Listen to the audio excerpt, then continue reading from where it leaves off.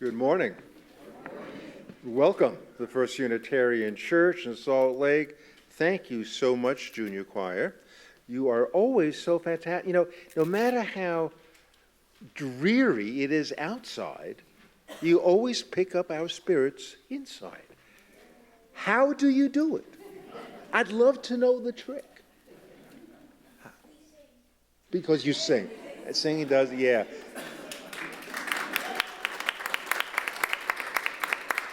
So do you think if I would sing, that would brighten the spirit? No. So it's not just singing. It's you who's doing the singing. Okay. Awfully glad you're singing with us this morning. Our opening words are from Dorothy Day. I wonder how she would vote in the primaries. People say, what is the sense of our small effort? They cannot see that we must lay one brick at a time, take one step at a time. A pebble cast into a pond causes ripples that spread in all directions. Each one of our thoughts, words, and deeds are like that. No one has a right to sit down and feel hopeless. There's too much work to do. She right.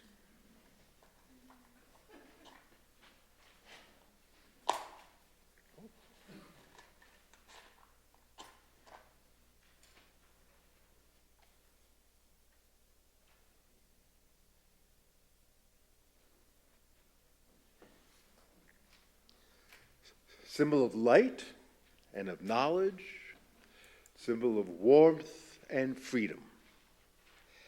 We light this chalice as a symbol of our faith. Here we gather to celebrate hope and the infinite possibilities of love. May we open our service, turning our hymn books, please, to what number is the first Noel? Is what? Oh, no, not the first Noel. 346. 346.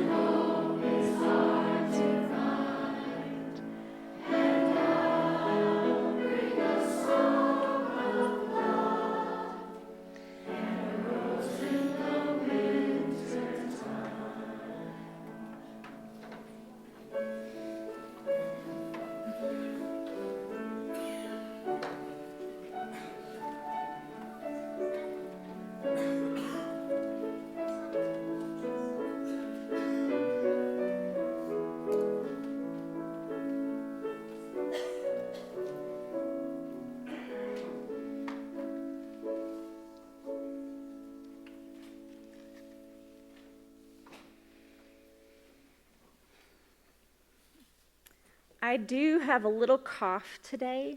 It's not the coronavirus. I'm certain. I'm pretty sure it's the air pollution. You all have been in my prayers this week because if you're like me, then coronavirus is probably all you've heard about this week. How bad is it? Has it reached Utah? Do I need to stockpile soup or face masks? Should I even really leave the house? There are a million articles circulating in the media, and they all have conflicting advice. And it can be very confusing as to what to do. The truth is that there's probably a little truth in each of those articles, and also a little panic, right?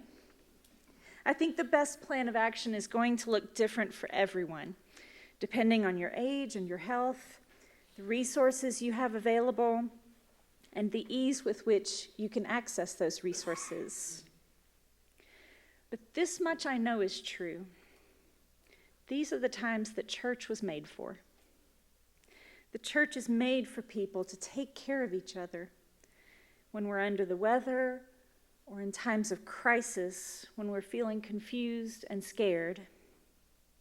The relationships we've made on ordinary Sunday mornings become lifelines when things get tough. I do believe that praying for each other makes a difference. It doesn't cure viruses. It doesn't prevent disease or death. But it is an intentional practice of thinking less of ourselves and thinking more of others. Putting service at the front of our minds helps us cast out fear and focus on love. So let's pray together now. God of many names, today we recognize both the creative and destructive forces of life. Knowing that they must both exist in the dance of the universe doesn't do much to quell our fears. Yet even when we are afraid, we know you can give us the strength to lean toward life. Help us to reach beyond ourselves in this moment. Open our eyes to see those who maybe aren't here today because they are afraid to put themselves at risk. Put it on our hearts to reach out to them and keep them in the circle of community. See our busyness, beloved, and help us slow down. Show us how to breathe in your mercy and to have mercy on ourselves. Being too busy makes us vulnerable to illnesses of body and mind and makes it hard for us to help others. Make space in our lives, spaciousness in our lives, space for rest and ease. And God, remind us of the most basic and precious gift of all, the very breath in our lungs, the breath of life, the gift we are most likely to take for granted. Put us in contact with our breath. Help us to slow down and really breathe once in a while. You are the breath. You are the breather. You are life and earth and all that is. Thank you for this breath. Amen.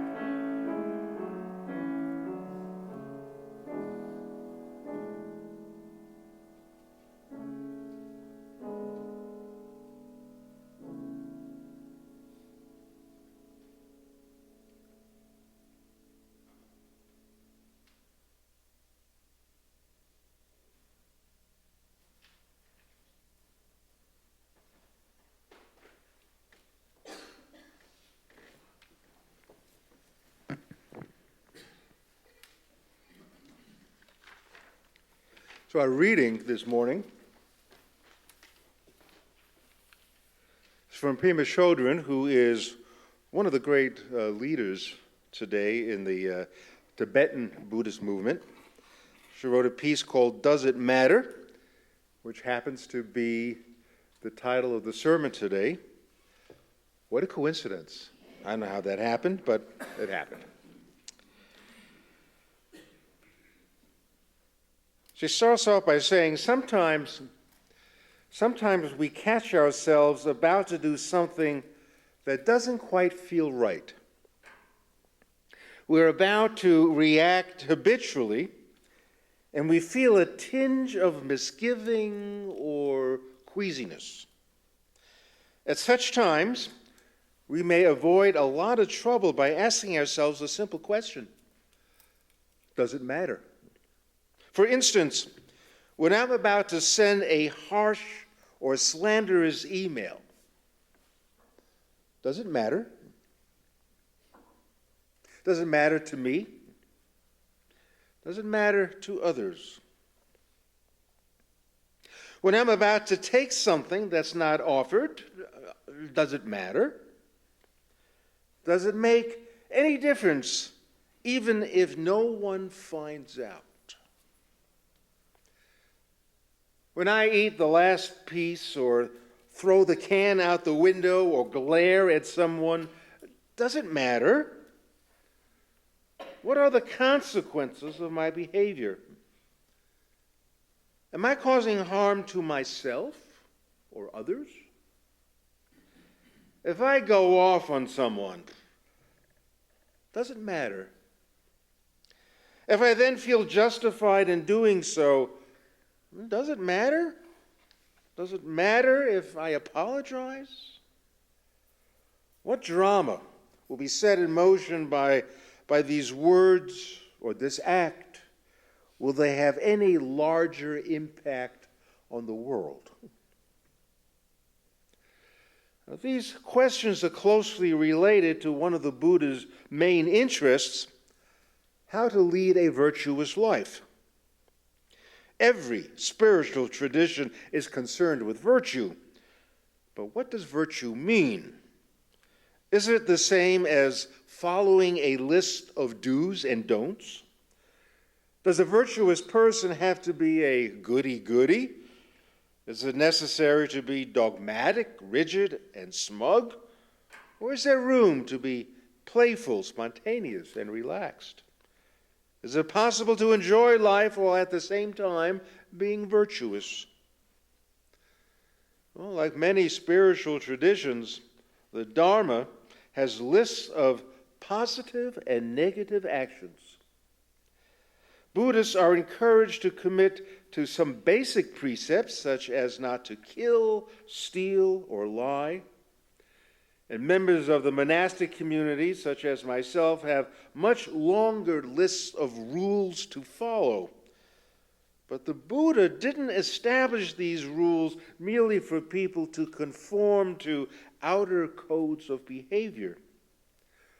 The Buddha's main concern was always to help people become free of suffering, with the understanding that our suffering originates from confusion in our mind. His objective was to help us wake up out of that confused state. He therefore encouraged or discouraged certain forms of behavior based on whether they promoted or hindered that process of awakening. And when we ask ourselves, does it matter? We can first look at the outer, more obvious results of our actions, but then we can go deeper by examining how we are affecting our own mind. Am I making an old habit more habitual? Am I strengthening propensities I'd like to weaken? When I'm on the verge of lying to save face, or manipulating a situation to go my way, where will that lead? Am I going in the direction of becoming a more deceitful person, or more guilty, a more self-denigrating person? How about when I experiment with practicing patience or generosity? How are my actions affecting my process of awakening? Where will they lead? By questioning ourselves in these ways, we start to see virtue in a new light. Virtuous behavior is not about doing good because we feel we're bad and need to shape up. Instead of guilt or dogma, how we choose to act can be guided by wisdom and kindness. Seen in this light, our question then boils down to what awakens my heart and what blocks that process from happening?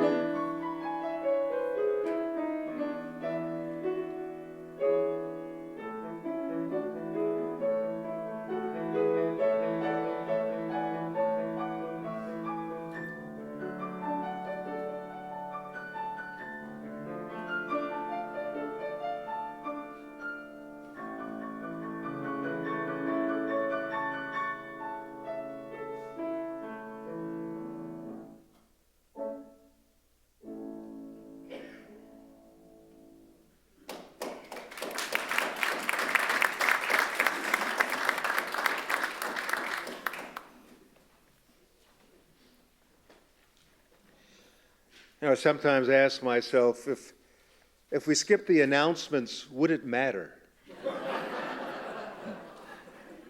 Of course it would. We wouldn't know where we were. We wouldn't realize this is church. So we got to do this because it's church.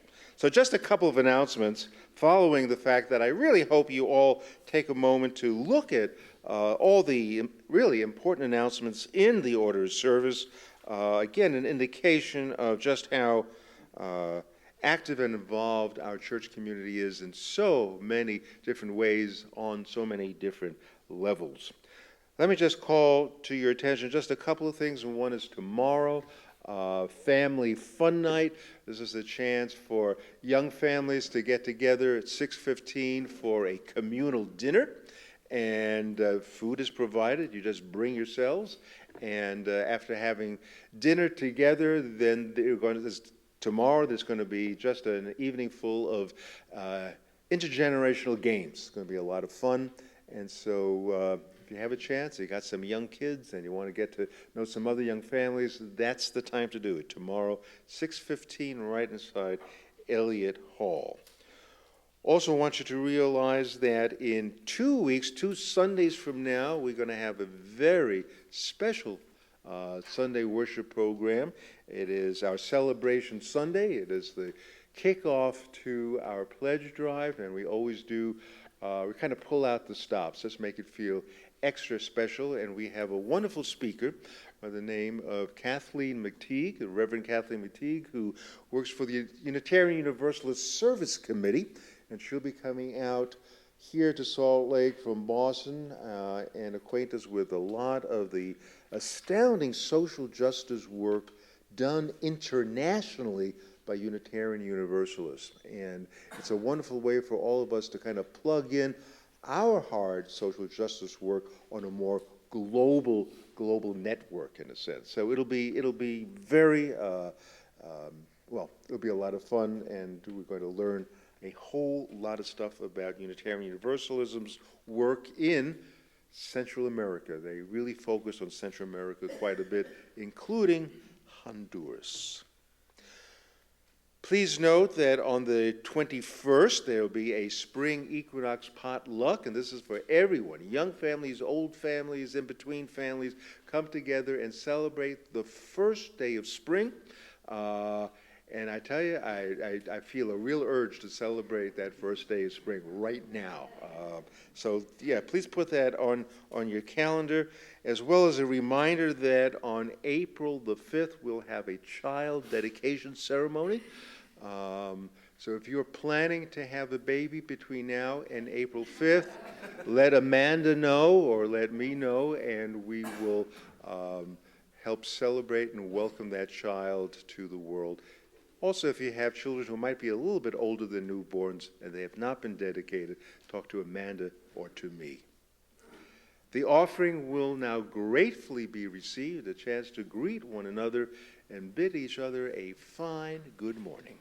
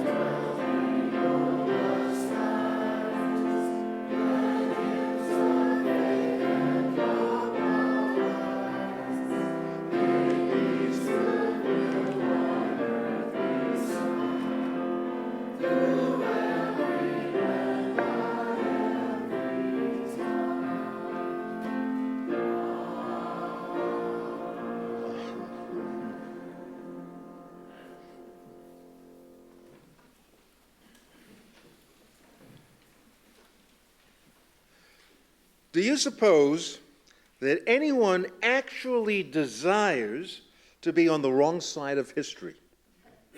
I'm talking about a person who wakes up in the morning and declares, today is the day I'm going to immortalize myself in infamy. You know anyone like that? Probably not. But doesn't this say a lot about the human condition? Nobody really wants to be remembered badly.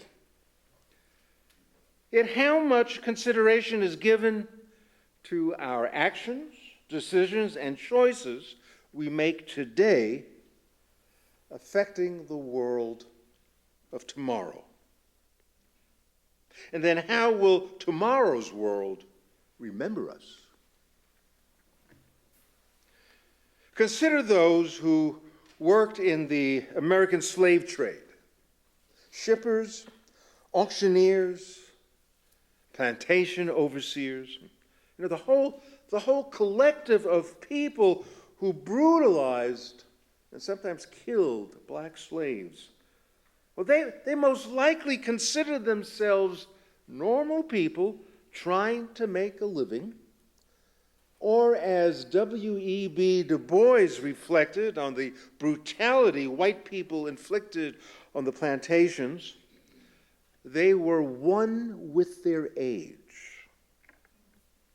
In other words, people do what the times demand without a moment's thought as to any resulting consequences. Slave owners were one with their age. Consider soldiers from the 7th Cavalry Regiment in South Dakota. In 1890, they were just soldiers serving their country at Wounded Knee. 20 of them, in fact, were awarded medals of honor.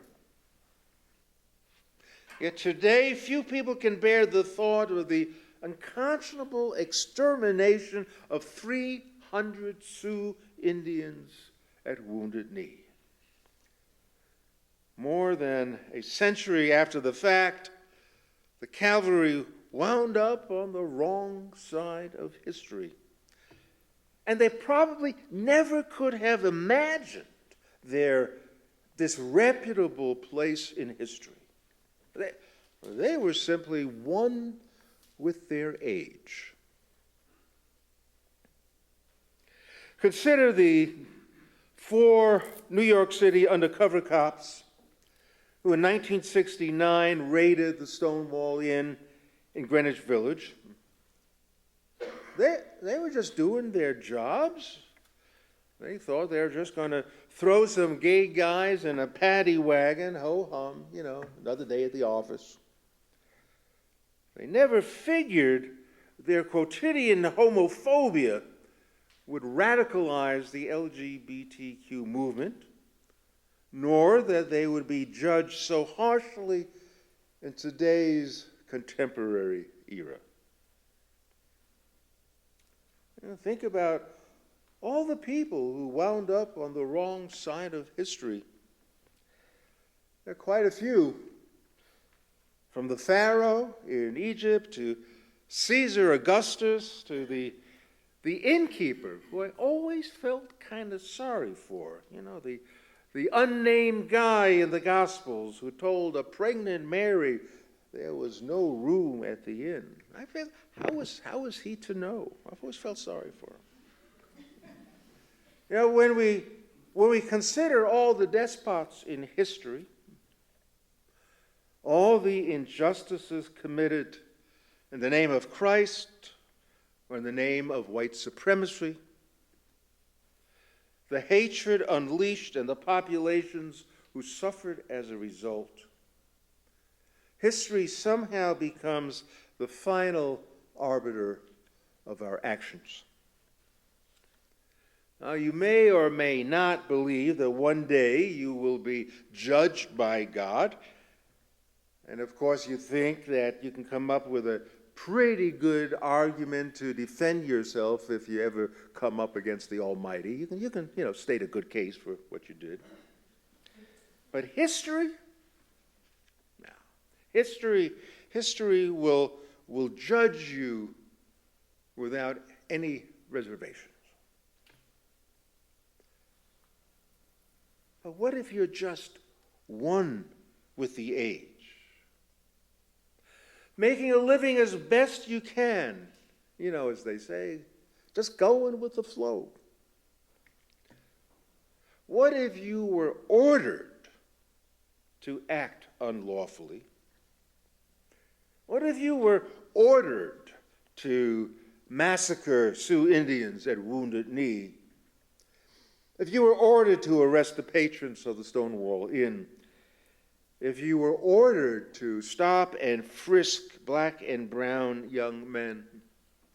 If you were ordered to whip a slave unconscious, ordered to commit genocide, then what?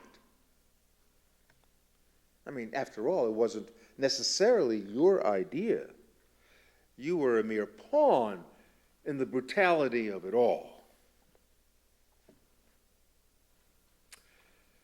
The upshot of the Nuremberg trials following the Nazi atrocities, where war criminals used the defense of just following orders, and they argued were therefore not responsible for their actions, compounded by their fear of refusing to follow orders,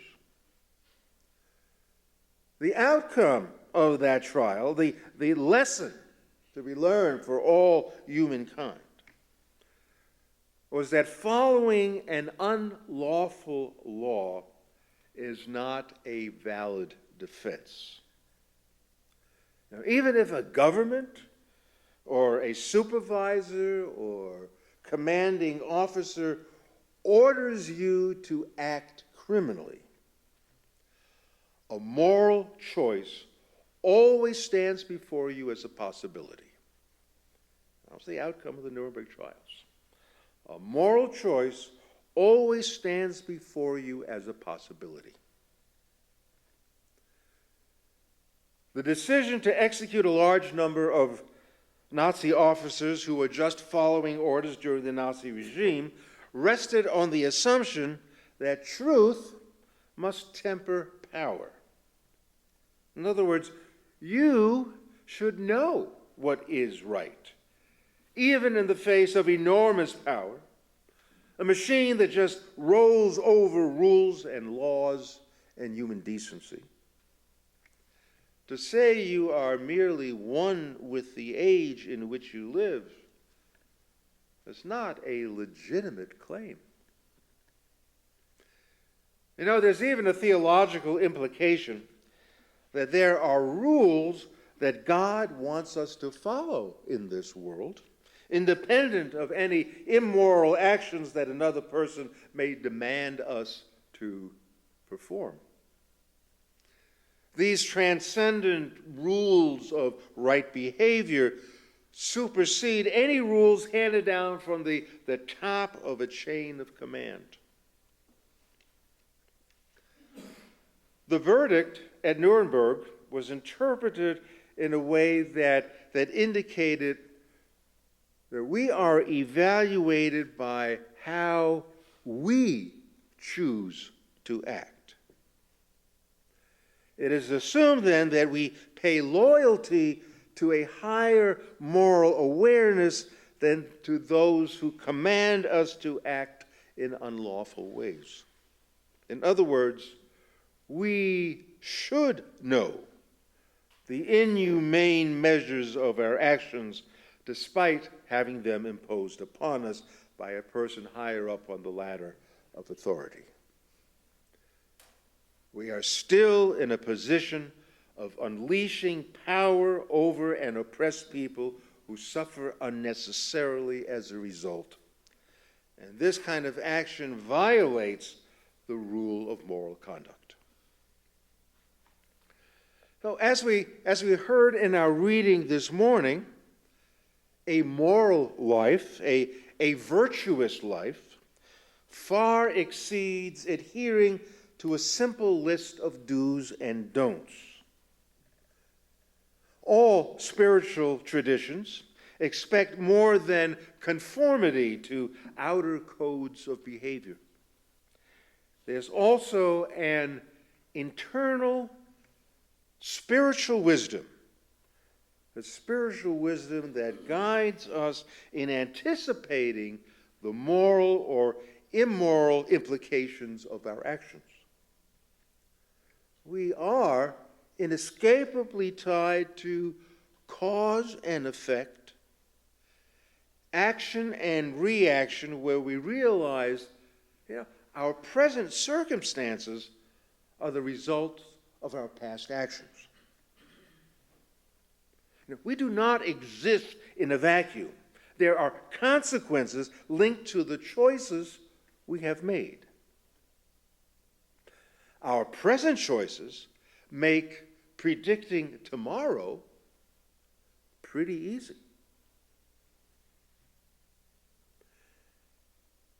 Now, by not responding at all to the immoral events taking place in the midst of your life doesn't exactly let you off the hook. For example, the deafening silence of the Catholic Church during the Nazi display of horrific power reveals a complicity with unjust and cruel actions taken by the government. Even the church, in this case, didn't stop long enough to inquire if these were the rules that God would likely want them to follow. The church's silence, as abhorrent as it was, may prevent it from being caught, being snagged, being somehow, found guilty of committing any transgression. But the church in Germany has fallen on the wrong side of history. This can never be erased nor forgiven.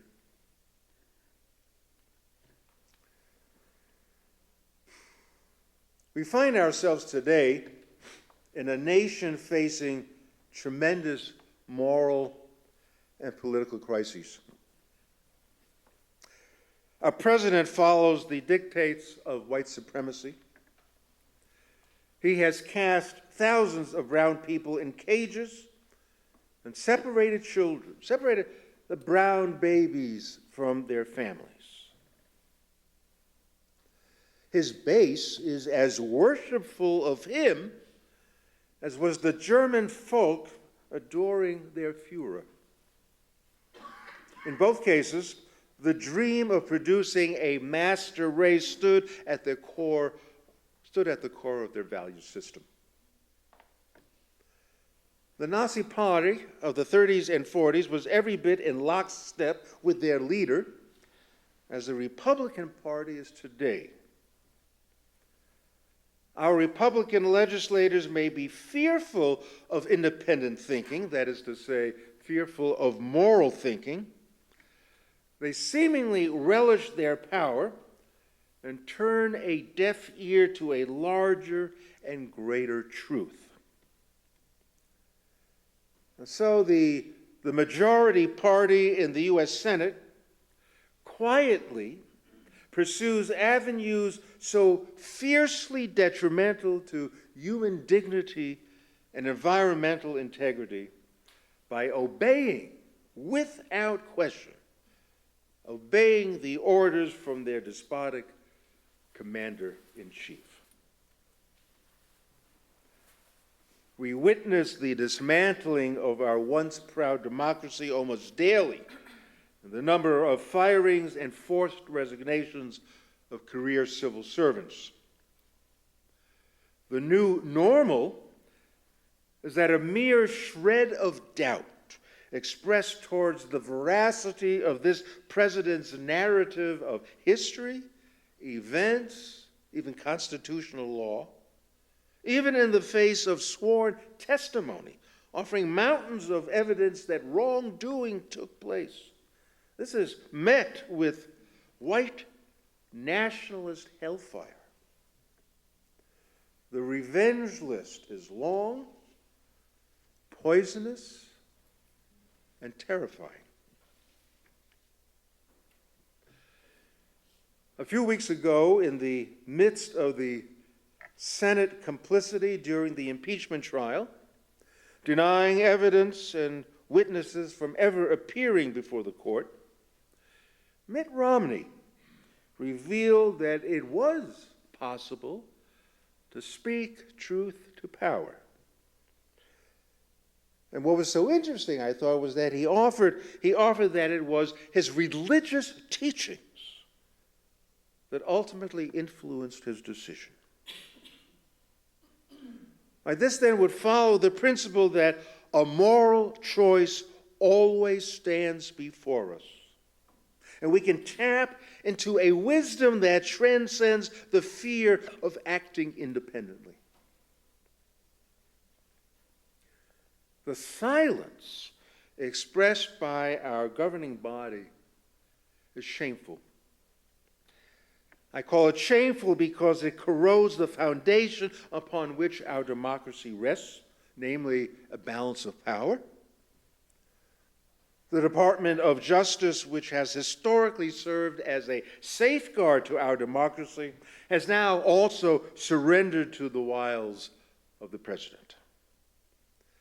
And we are haunted by the eerie sound of silence that surrounds the grab for power rather than to uphold the truth. Throughout the world's history, we have always been privy to the difficult, delicate relationship between truth and power. Truth impinges upon power. And that's why the truth today is discarded as fake news. Truth is dismissed as a hoax. That's why today's scientists have been eliminated from the EPA. That's why the president pretends that the coronavirus is certainly under control in the United States. Truth undermines power every time. Truth always has been and always will be the enemy of the despot. Now, how will history judge our president? How will history judge the Senate? How will history judge Mitt Romney? I think the answer is obvious, but I'd like to add a caveat. People who discern that their actions and thoughts matter because they determine the outcome for the future are people who wind up on the right side of history. At the heart of the question, does it matter? Pema Chodron poses the vexing question, do our actions make any difference even if no one finds out? And if you remember, she gives the example of eating the last piece of chocolate when no one is around, or throwing a can out the window, and nobody will ever know it was you. Now, does it matter then if you're the only one who knows and nobody will ever find out? Are there consequences to my behavior if no one else is watching? Or what if no one else ever really finds out? Well, this may well be the logic behind our president demanding that the National Archives destroy all files. It's commanded that they destroy all files that reveal his shocking policies on empowering ICE to destabilize a certain population while instituting the unthinkable strategy of separating children from their families. Destroy the record. It's as if to say, if nobody finds out, if there's no paper trail that can trace this back to me, I will find my deserved place on the right side of history. Now, this childlike fantasy that things only matter if you are caught demonstrates a dreadful void in any kind of spiritual discipline. Let me be succinct. Everything matters. It matters what we do.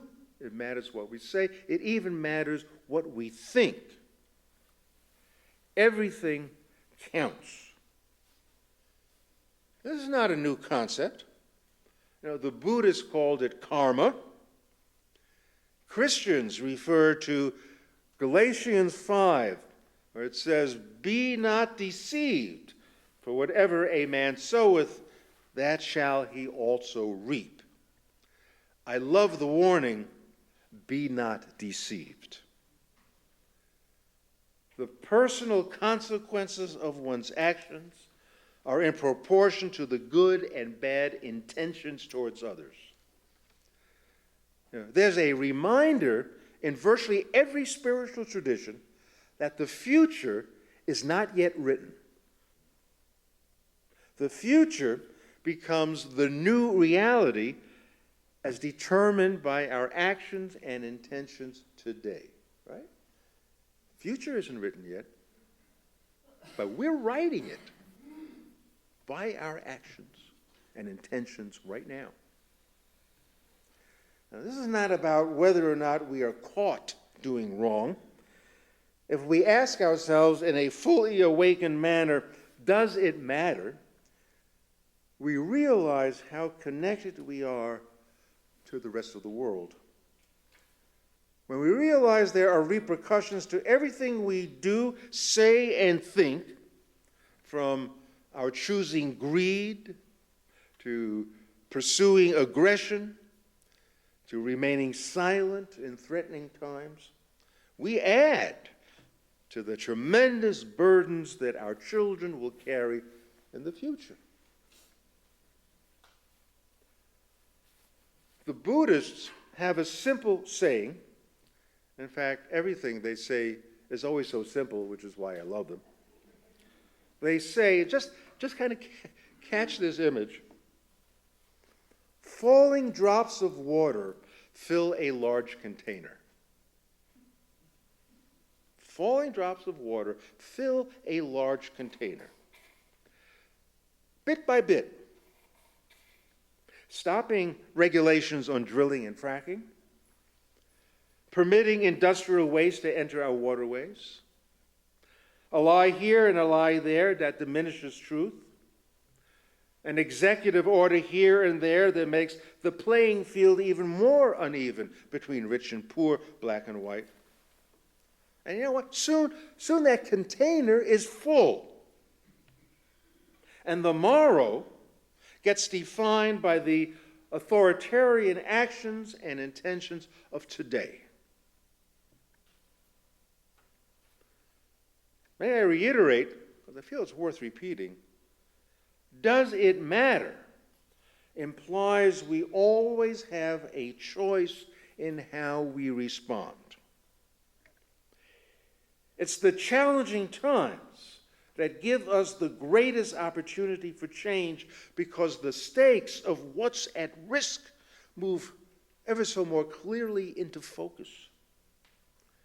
And when we contemplate consequences, then we become more intelligent about how we must lead our lives. I believe that hope lies in the possibility of change, that is, to change the kind of drops of water currently filling the container.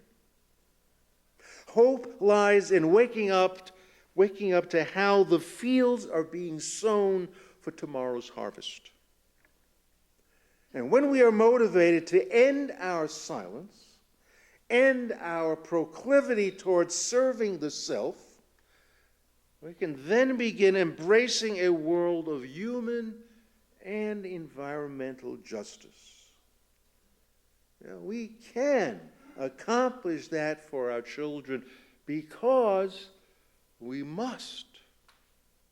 The water filling the container right now is polluted. We can change that. Or guess what?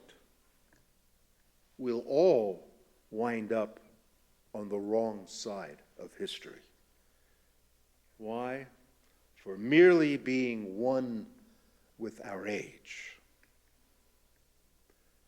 Nobody wants to wind up on the wrong side of history when judgments are made 20 or so years from now. Whatever we sow, we shall also reap. Be not deceived. So be it. Can we close our service? Turning our hymn books, please, to number 300.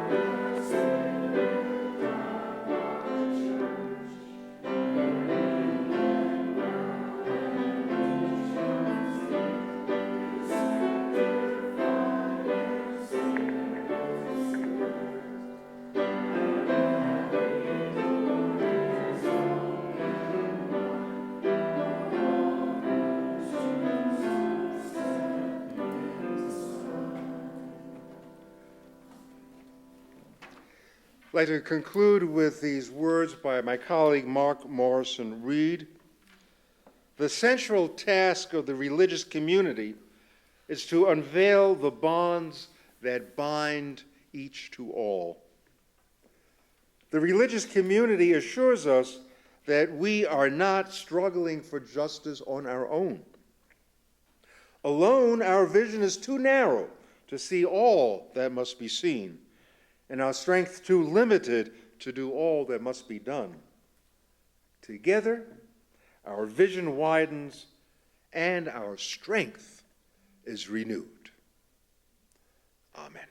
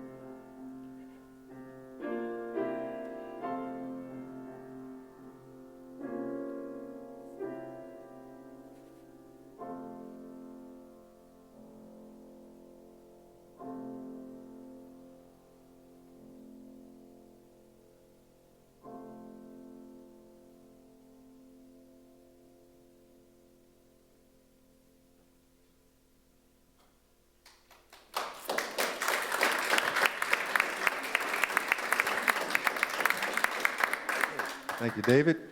Thank you, Monica. Thank you all for coming out on a tough morning like this. Let's break for some coffee and conversation.